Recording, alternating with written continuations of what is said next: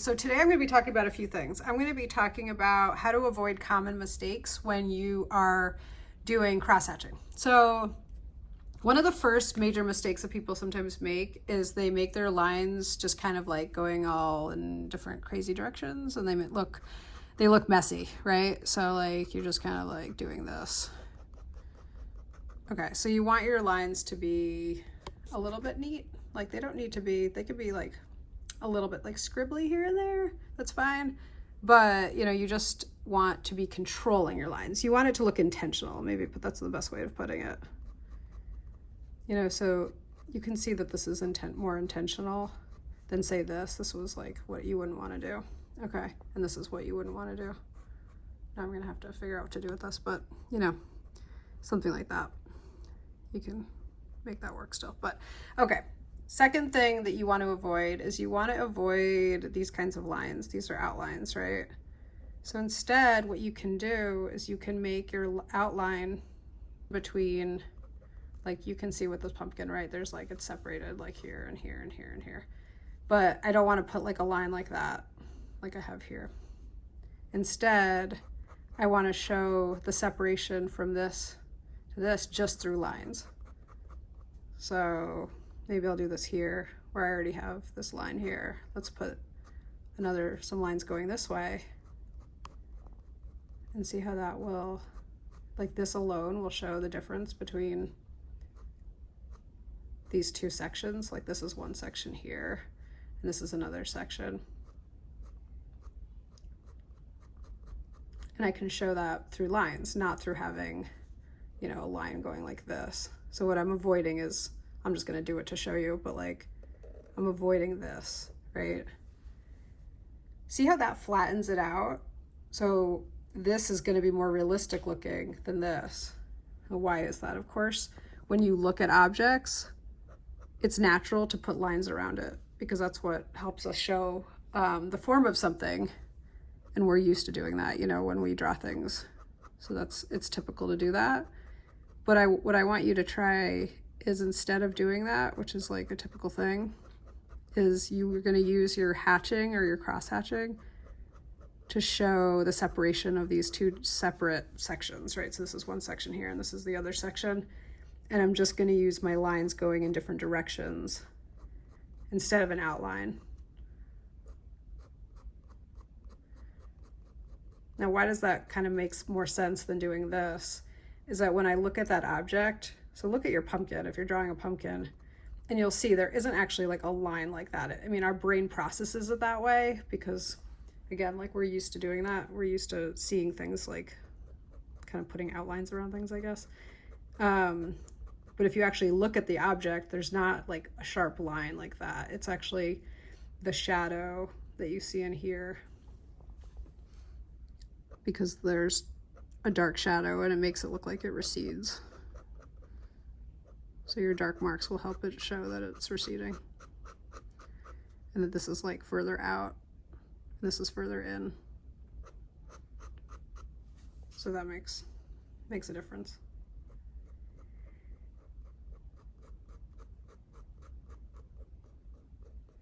You can do this though.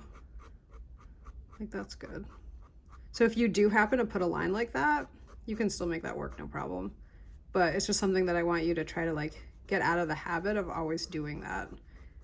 Or at least make sure that it's intentional. Like, oh, I meant to do this. Like I meant to put a line like that, and realize that some of the time it might flatten things out a little bit and make it look a little bit less realistic.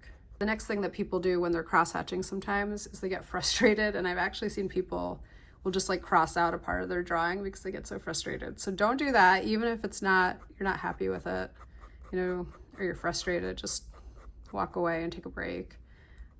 It'll look better if you just keep adding lines than if you say try to like cross something out.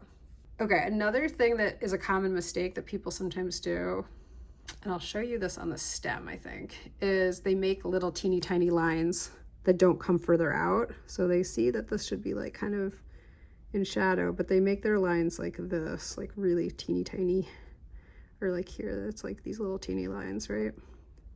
Okay, so don't do that. I want you to think of the whole form and show value, like we have our quick little value gradient that I made.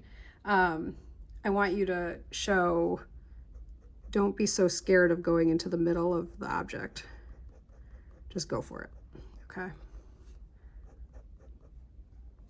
Like, see how here I'm going all the way from here to here. I'm thinking about, I'm not just like staying stuck at the edge like that. I'm not doing that. I want to think about this whole space, okay?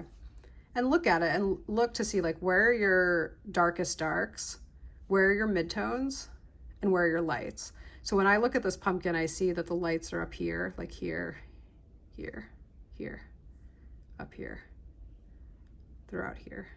My darkest darks are in these crevices over here. So it's helpful to kind of like analyze your the object that you're drawing. It doesn't need to be a pumpkin, it could be anything that you're drawing, but just look at where the values are. Where is it really dark? Where's the midtones? Where are the lights? That'll help you. So in this, I see that, of course, actually this is probably like the darkest, one of the darkest areas is this little shadow right under the stem, right in here. Think about the direction of line, right? So you want to show that this is like this space like this, that this, right, you can go back to like cross contour and remember that this is going to make it look more 3D when you have lines. Thinking about this direction, the direction of line, it shows the turn of the form. So when I look at this pumpkin, I notice that this here is lighter than even here. So one thing that you could do is you can add some values. Like this is sort of like the midtone area. So we talked about like this is the midtone, right? Like that's maybe a midtone. You can do this with scribbles. You could do this with dots like I have here. You know, just experiment with different types of marks, especially if you're like just beginning with cross-hatching. But it looks a little weird how it's like this is too sudden, I think. So I'm gonna try to think about how I'm gonna extend that a little bit more like this. Maybe I'll actually start with some lines going in this direction like that now.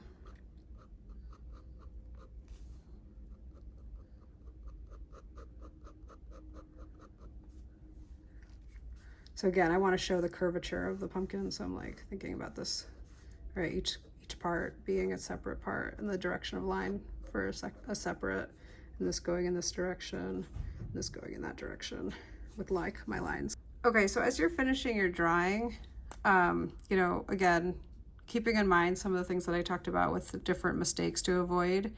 One thing that I always look at is, do I have all these different values? So this is your value scale, right? Do I have these reflected in my drawing? So I look and I say, yeah, I have darks, I have some midtones, and I have lights. And if you have this full gradient of values, it'll look a lot more realistic and it'll look really good. So, you know, that's another thing just to look for as you finish up your drawing.